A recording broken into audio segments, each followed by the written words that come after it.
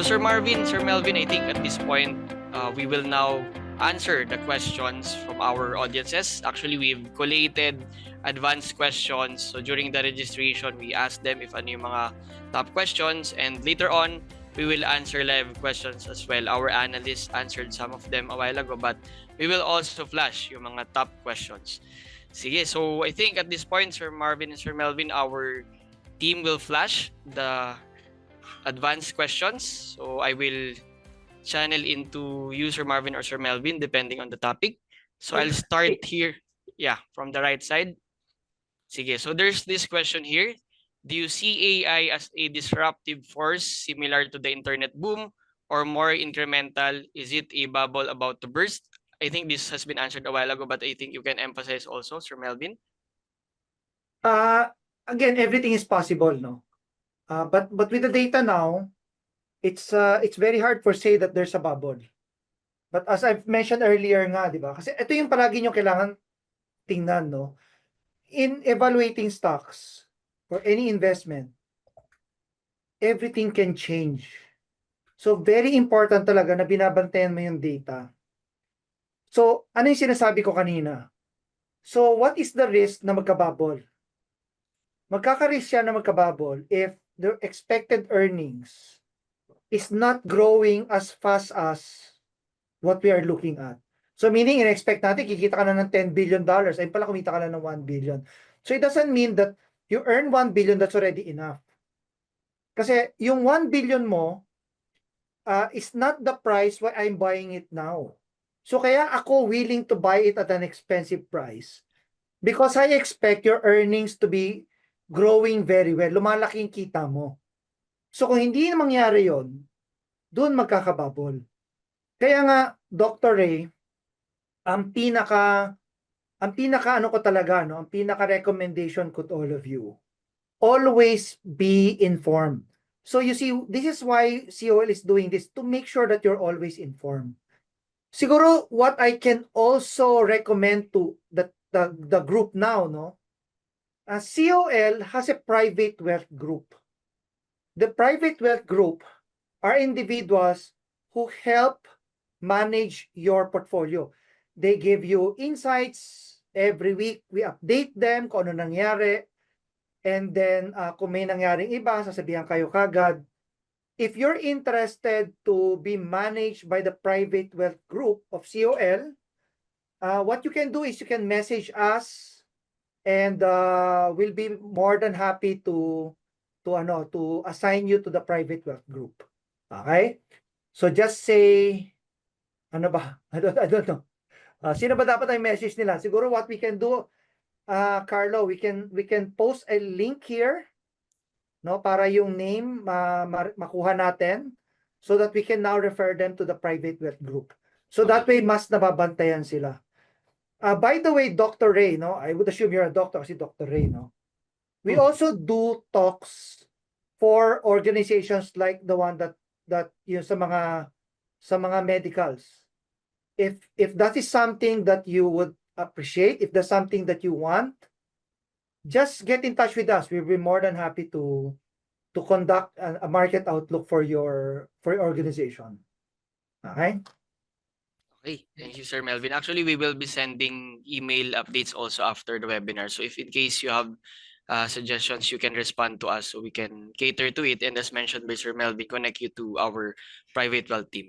So second question here from ICE, which emerging markets or region like Asia Pacific markets are projected to deliver above trend economic growth in 2026? Is China a good hedge against US market slowdown?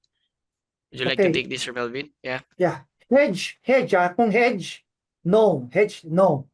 Kasi US market, the driver of the US market is the tech side. China, the driver is also tech.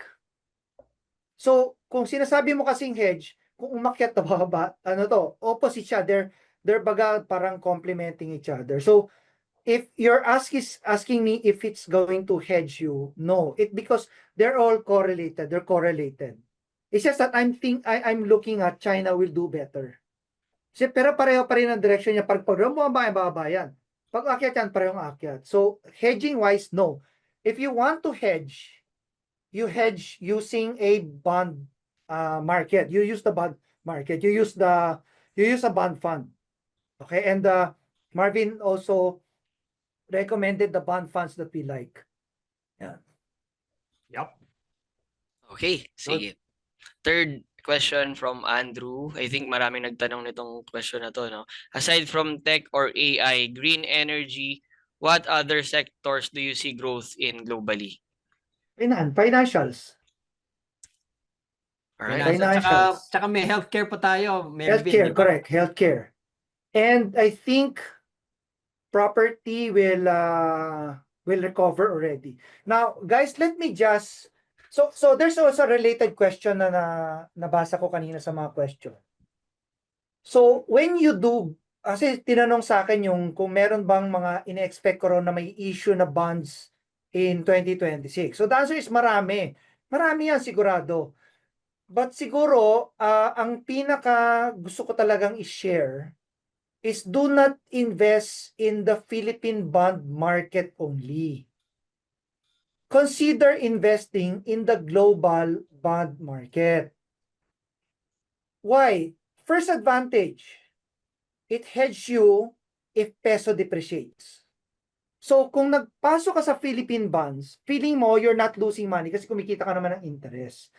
But if the peso depreciates, ang hindi mo nakita is nag-erode yung pera mo. So for you to diversify yourself, consider going to the global bond as well. So yung pera mo na peso, they'll convert it to different currencies and you are now going to be protected in case na nag-depreciate yung peso mo. Okay, so it's a hedging. And if US is just going to be more aggressive in cutting rates, okay, there's a bigger advantage or bigger opportunity in the dollar bond than in the peso bond. O something that is worth considering. Okay? Okay, so actually, as mentioned by Sir Marvin a while ago, no, we have top bond picks both in the local and global. That's the ABF and the BPI Global Bond. So next question from Clint and two others: how will the US dollar perform in 2026, given its short-term momentum but lingering long-term concerns? Would you like to take this, Sir Marvin, in relation to the dollar? The dollar is expected to weaken, di ba? And then that's really the momentum. And the long-term concerns is that people are ready, di ba? China is really emerging. Even in fact, there's a way to transact already in renminbi, di ba? Parang the China is already, I don't know, Melvin can confirm that, di ba? Parang meron ng way to trade using the renminbi. So that also long term is a concern for the US. So better talaga to diversify. Right. So I Alright. think marami pa tayong questions. Baka we can let's move. Yeah. Little, Okay. Sige. Next question on the Philippine market. I'll start on the right side again, Sir Marvin, Sir Melvin. What is the market outlook given the corruption concerns, natural calamities, and trade war risk that the country is facing? And is there any positive catalyst? Should investors watch for Philippines? Should we be aggressive or defensive in today's market? I think this is connected to what you've mentioned, Sir Marvin. Yeah. Oh, we have to be defensive. Kasi volatile ngayon Especially there's going to be a rally this weekend, di ba? Correct. It really depends on the government how to handle this thing. And the reason why bumagsak talaga ang market natin is the loss of confidence. We just have to bring that confidence back. Outlook natin, because of this corruption concern, it has to be addressed. It has to be addressed. It's not going to be, outlook's not going to be good if that is not addressed. So that's simple as that. Natural calamities and trade wars will be there. The country will be facing that and other things. Positive catalyst is really if that image or that governance is handled well. So defensive muna tayo and let's see how it goes. Diba? Okay.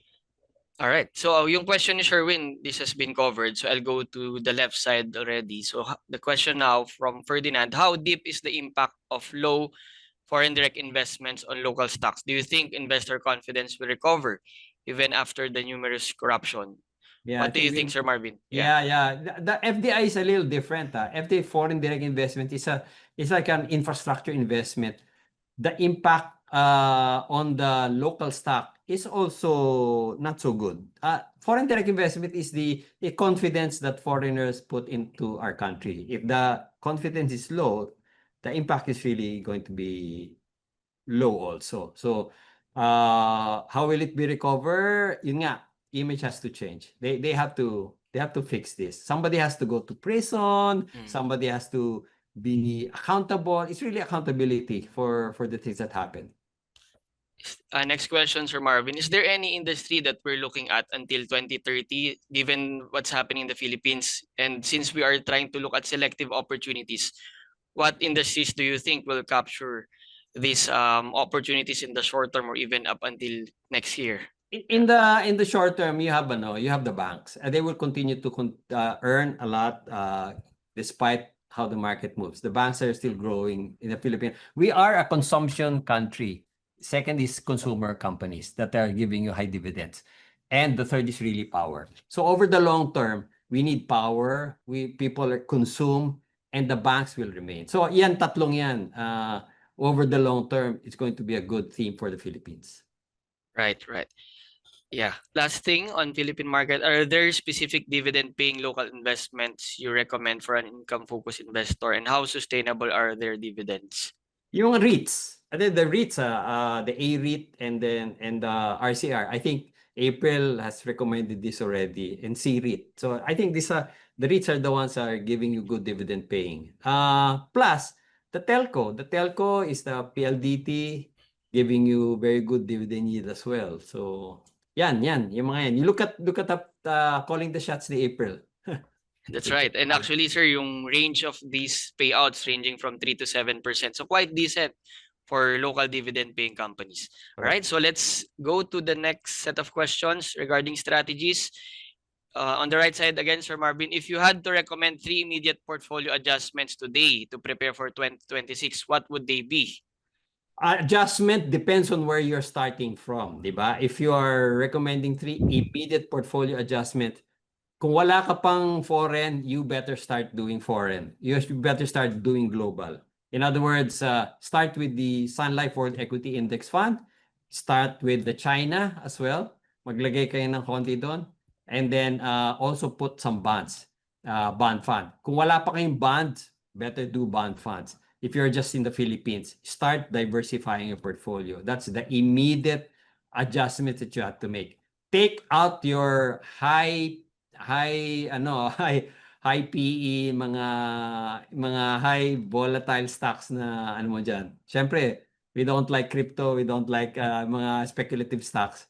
And then just look at the ones that have good fundamentals and giving you good dividends.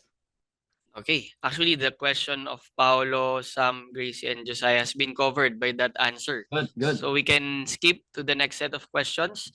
All right. Specifically on the fund products, within the COL platform, what are your recommended global mutual funds that deliver growth and high dividends? Yeah. Actually, nabanggit na ni Sir Marvin to kanina. Yes. Reiterate ko na lang, sir, yung Manulife Global Multi-Asset. So, balanced fund siya with equity and fixed income component, and the BPI Global Bond Income.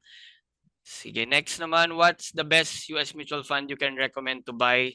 So we have this actually, Sir Marvin, yung BPI S&P 500. So it mirrors the S&P 500 in the US. Left side of the questions from Chase Lin, which team is more competitive in the market in terms of investing in mutual funds? What type of funds? So may theme ba kayo, Sir Marvin, na nakikita nyong competitive among the other global funds? Yung yung global diversification na fund, which is the Sun Life World Equity Index Fund. I think that's the one that you can start with. Diba? Right. Yeah. Yeah. More competitive in terms of market. In the China, diba? I believe that's going to outperform. Yep. Yes. Okay. Now, answer na rin natin yung kay Corazon. Kay Rio, Sharia compliant and ESG themed global funds. This one, Sir Marvin, wala pa tayo, but we're consistently or looking after funds, no, in the that we can onboard in the platform. Okay, so next set of questions. With regards to the ESG, sa totoo Sir lang, Melvin. si Trump kasi ayaw niya ng ESG. So sa totoo lang we're not that in a hurry because, kung ayaw ni Trump, I mean, syempre, hindi niya susuportahan yun. But later on, that's something that, syempre, long-term wise, that can be a very good thing to add, no? Yep. Alright. Sige, let's see. Ano pa yung iba nating questions? Meron akong nakikita dito. I think Yeah, we Sir have Melvin. to take a closer look with China if they are democratic country and not communist country. With their number of stats, is it a good? So basically, since they're communist country, we're saying na are the data that we're getting from China, is it accurate? Is it consistent? But palagi nyo isipin to, guys. Hindi lang China yan. I mean, if you can give a good number. Syempre, everybody, no country would want to give a bad news. That's it, di ba? Now, what I'm saying kasi is, everything that you're saying na, are we getting the wrong data? Everything is possible. So what is very important is not to get this data and accept it as it is. You cross-check. So for example, sabi nila, they're the number 1 in EVs. Guess what? Di cross-check natin. Tingnan natin kung talaga naman ba silang pinakamarami ni-export na sasakyan. O pagdating ngayon sa Europe, talaga bang maraming dumating? So hindi yung sasabihin lang ni China, marami kami na-export this month and we will just take it as face value. So the biggest advantage of COL is that we are neutral. So we look at it in the lens na what is good for our client. And that's what we recommend. Okay? So isipin nyo yung gano'n. Now, ang kailangan nyo rin isipin is, the one side is that yes, it's not a democratic country. It's a socialist country. And their advantage of being one. Kasi in the US, it's the corporate that's controlling the US. In China, it's the government that's controlling China. So ibig sabihin nun is, kung may kailangan gawin si China, mas madali niyang gawin kaysa may gagawin si US at gagawin niya yon. So let's take the case of the biggest banks. The biggest banks is owned by China. So sasabihin ngayon ni China na, hoy kayo mga bangko, ang dami ngayong kailangan ng pera, pautangin nyo. O guess what? Ano gagawin ng mga bangko? Pautangin niya. Kasi boss nila yung gobyerno eh. Now, kung ikaw yung sa Amerika, sinabi ni Donald Trump, hoy, kayo mga bangko, pautangin nyo yung mga tao kasi kailangan nila ng pera. Ano sasabihin ng mga bangko? Thank you, okay, I'll take that into consideration. Because they don't control it. So lahat ng yan may pros and cons. Kaya nga sinasabi natin kanina, na wag nyo ilagay rin lahat ng pera nyo sa China. I mean, grabe, di baka naman maging singkit yung mga mata ninyo, correct? Ang sinasabi ko lang is, wag nyo siyang hindi isama. I-consider nyo siya as part of your portfolio. In fact, I'm not even saying put most. I'm just saying consider nyo kasi that can be the next alpha. Okay, so I hope I was able. Ang daming question on that portion eh. Yeah, good. Yep. Sige, yung question ni Crisel, I think this has been answered by Sir Melvin. No? So pwede kayong ma-connect sa private wealth team. We'll cater this via email na lang. Then question about onboarding, Sir Marvin. This one we are doing an analysis now with our research team. So we are considering yung unique value proposition, investment objective, track record, especially Sir Marvin, right? So we are trying to filter yung mga funds. Yeah, kinakausap namin yung fund manager before we onboard para we understand your strategy and we try to see what's unique about the fund. We have a lot of funds kasi in our platform, more than 70. Right. And may hirapan naman kayo pa mamimili. Kami na mamimili. And then, before we onboard it, we make sure na okay yan, meaning it passes our criteria. Good. Yeah. Okay, so meron Sir Melvin, dito, go ahead. if magkaka-bubble, what will happen to the bond market? That's a very good question. So, pag nagka-bubble, magkakaproblema. Tama? Pag nagka-problema, the economy will not do well. One way or another, the economy will do well. Anong mangyayari if the economy is in bad shape? The government has to baga parang isang patay, talagang i-jumpstart mo. Paano mo i-jumpstart yun? I-jumpstart mo by making sure that people start to spend. So look at what happened in 2008. Oh, lahat ng tao nalugi sa stock. Ay nalugi, ang dami nawalan. So there is no movement kasi lahat sila lugi, right? So how do you now encourage companies to survive? You lower the interest rate. So for example, let's say may problema, sobrang laki ng problema. Anong gagawin mo? Baba mo yung interest rate. Nang sa ganon, companies will survive. They will be able to borrow money at a lower rate. Diba? Kasi nasa distress level sila, di ba? Now, anong sinasabi ko sa inyo about the bond market kanina? Ang pinaka-interesting sa bond market, if interest rate goes down, the bond market goes up. The bond price goes up. So, in a bubble, the bond market may go down temporarily kasi pag pumutok ang bubble, nagkakaroon ng tinatawag na flight to cash eh. So, book lahat sila cash. Pero pag natauhan na sila, ang pinakaunang babalikan nila hindi stocks, ang unang babalikan nila bonds. Di ba? Kasi trauma sila eh. So, bonds muna. No, kapag medyo nahimasmasan nila, kaysa pupunta sa stocks.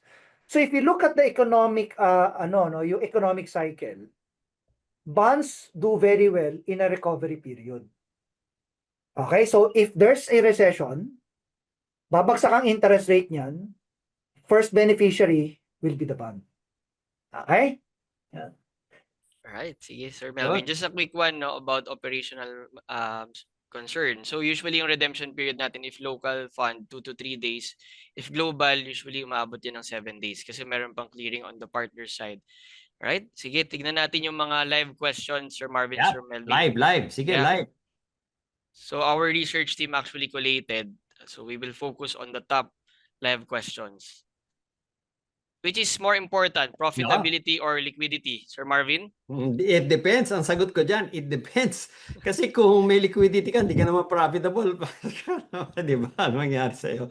On the other hand naman, profitable ka, wala ka naman liquidity. Saan mo gagamitin yung pambayad mo ng mga sweldo mo? Yun eh. So, it's really a very tricky question, but it really depends on what you need to do.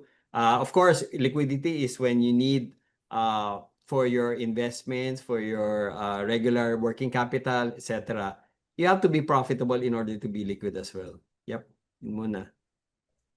Correct. So kailangan diversified talaga for short-term liquidity and for long-term positioning. Sige, next question. Live question. Tingnan natin. What are the advantages on investing on funds you mentioned rather than buying it as stocks directly? Yeah, stocks directly, you're invested in one company eh. Pag funds, multiple. Diversified ka agad, di ba? You don't have to think which Right. stocks to buy, when to sell, mamimili ka pa, di ba? That's the clearest advantage. Kahit meron tayo mga 1,000 pesos lang o 5,000 pesos minimum lang. You can invest diversified ka agad. Very advantageous sa'yo. Stocks directly, you're exposed to one, ikaw pa magre-research, ikaw pa mag-handle buying and selling yan. Yeah, I'll also add to that. No, so if you're talking about Philippines, pwede. Kasi nandito ka. Alam mo sino si SM. Tama? Eh, paano mo malalaman nung bibili mo sa China? yung pag nag-research ka pa lang, Chinese character lahat yun. Paano mo malalaman, right? Now next. Punta ka, bibili ka sa abroad. Kailan nagte-trade sa abroad? Gabi. Guess what? Nakatipid ka nga kasi wala kang binayaran management fee. Pero may hypertension ka kasi hindi ka natutulog. May trabaho sa umaga, gising ka sa gabi. I mean, is that worth it? I mean, guys, isipin nyo palagi ganito. Kapag may sakit kayo, bakit kayo pumunta sa doktor? Kapag kailangan nyo ng legal advice, bakit kailangan nyo pumunta sa abogado? Pero kapag investment, bakit kayo nagsiself-medicate? That I do not understand. Di ba? Use your money to make money. Use the skill of other people to make money for you. So that's the logic of a fund. I like that. I like that. Right. Guys, I've been in the business for 30 years. I mean, naubos na lahat ng buhok ko. And I'm gonna tell you the truth. Philippines, I invest on my own.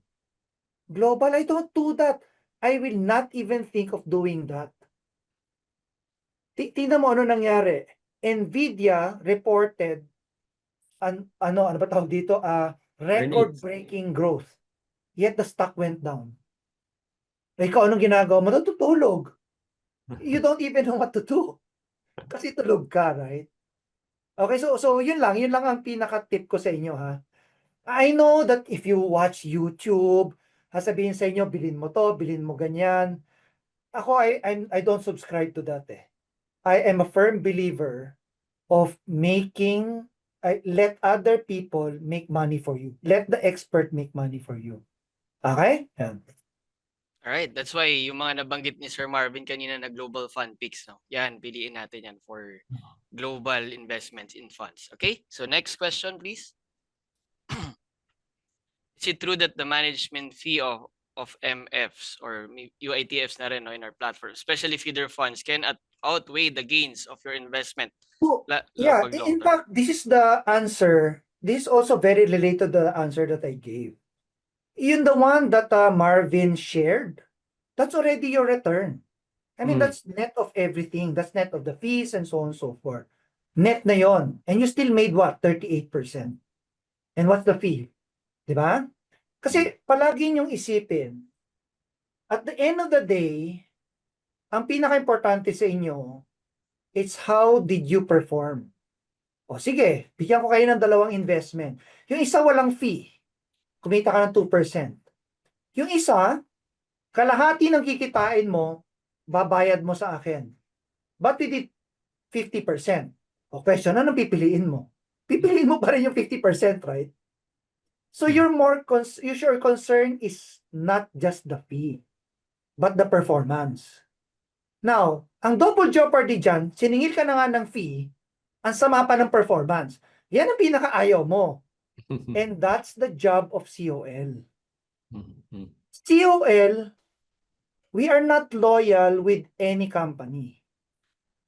Wala kaming, hindi dapat ito benta mo. Dapat hindi, wala kaming ganun. That's why we have 71 funds in the portfolio. And itong funds na to are products of different companies. Ang ginagawa namin is, pag-uusapan namin, what's the strategy? Anong tingin namin na magiging okay?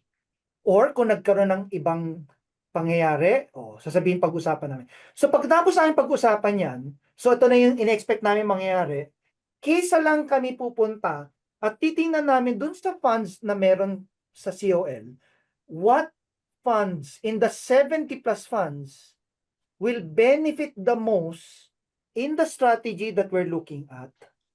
So the biggest difference of COL, strategy muna, then fund.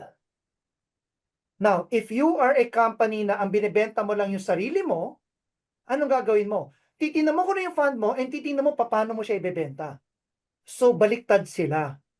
Kami, strategy, then fund. Not the other way around. Okay? Sir Melvin, connect ko na rin, no? We actually release research reports in FundSource. So on a weekly basis, we have the weekly fund recap, and then on a quarterly basis, we have the quarterly market outlook. So nandiyan na yung narrative and the fund picks to guide our investors. Yan. Kaya dapat tune in tayo lagi sa mga content ng FundSource. Sige. Next question, please. May I request for a ballpark figure po on how to start investing in these global funds? Actually, Jonathan, with just 1,000 pesos, you can start buying these global funds. But if you're not yet a COL client, you just need 25K to open But once you have an account, 1K minimum. All right? I think we're down to our last two questions. Go overtime na tayo. Yeah, sir, thank you for the 900 Yeah, kaganda ng participants. questions eh. Oo nga Yeah. interesting. This one, you said property investments will recover. How about REITs, Sir Melvin, Sir Marvin? Yeah. Yung REIT kasi, for me well, okay, so one aspect, Philippine REIT, Ayala REIT, that's fine. I mean, you get regular dividends. But sa akin kasi, I always encourages my clients to also always consider the global side. Mm. Kasi ito yung Pilipinas, oh. Ito yung mundo. 'Di ba? So, kung yung global REIT na manager feeling niya maganda ang Pilipinas, pwede niyang bilhin yung Pilipinas. Pwede siya bumili sa Pilipinas. Pero yung investment sa Pilipinas, kung maganda yung global, hindi niya pwedeng invest sa global. So the global REIT gives you the flexibility to go where they think will be the best next place for growth in terms of REIT and where they can get better yield. Kasi maraming klase ang REIT eh. Diba? So if you're global, you have that flexibility. Diba? Plus, if your peso weaken, you're also protected in that area. So kaya napansin nyo kanina, what Marvin shared, this year, I think we did about, the REIT that we are monitoring did about 20%. Yeah, maganda That's naman. pretty good, right? That's pretty good. Kahit nasabihin mo na lang lupa, I mean, one lot doesn't really go up by 20% in a year, right? Yeah, I think just to add, Melvin, baka the guy who's asking this is local investor to. Para kasi sinabi natin, baka property investments may recover. And then, what about the REITs? Baka yung local REITs na sinasabi niya dito rin. So if I were to add, to guess, yung sa REITs, we have to be, choosy, selective. Ano lang kami yung sinabi namin, Ayala REIT, tsaka Robinsons REIT. Tsaka because they have very stable long-term investments and good assets and give you dividends that are very attractive. So, okay yan. Okay yung REITs na yan. But choose the REITs, di ba? Okay. Next. Last question from Okay. our live. Yeah. We have seen global conflicts in 2025 on a higher scale than in the past 5 years. Seeing from how the global markets react in this year, how do global markets react likely to a possible global conflict in 2026? Sir There Melvin? will always be a global conflict. Mm. Kapag nawalan ng global conflict, kabahan ka. Kasi hindi mo alam kung ano yung conflict. So, I'll give you it's called the Thucydides, anyway, ang hirap, basta ang hirap. So there's this philosopher during the Greek period. Ang sinasabi niya na if there is an existing superpower and there's an emerging superpower, war is inevitable.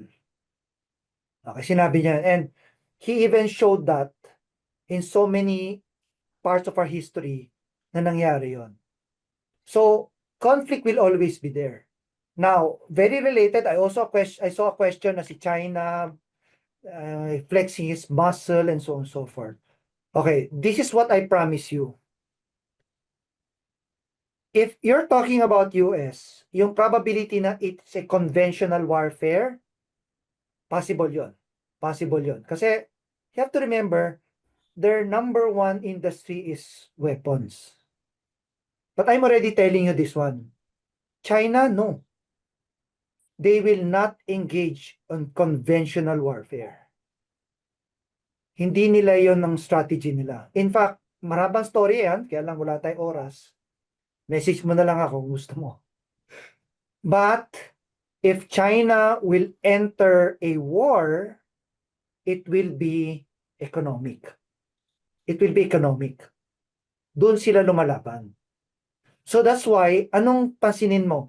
Ano ang pinaka number one weapon ni China nung nagkaroon ng trade war at iniipit siya ni US. Simple lang. I will not export any rare earth. Guess what? Ano nangyari? Hindi nataranta ngayon yung US. So it's not conventional warfare. It's economic warfare. Okay? Yeah, I just like to add, no? Yung tanong kasi dito, how do global markets react likely to a possible global conflict? So there will be conflict, sabi ng Melvin, there will always be conflict, but really, you don't really know what's gonna happen, di ba? But how markets will react will depend on what's going to happen. So hindi rin natin alam yun. But what I can say, what we really know, is that you have to be diversified. Hindi naman natin alam mangyayari in the future eh. What global conflict will emerge? Titirahin ba ni China si Taiwan? Magkaka-war pa? I mean, you really don't know eh. So you just have to diversify your portfolio, not just locally, but globally, and not just in stocks. Maglalagay ka rin ng bonds and manage that risk. Yan, alam mo yan. You can manage your risk by doing your allocation properly. So, if I were to leave some word of advice yan, you look at what you have today, look at what you want to intend to invest in, what's the purpose, objective, tapos i-shoot mo lang yun.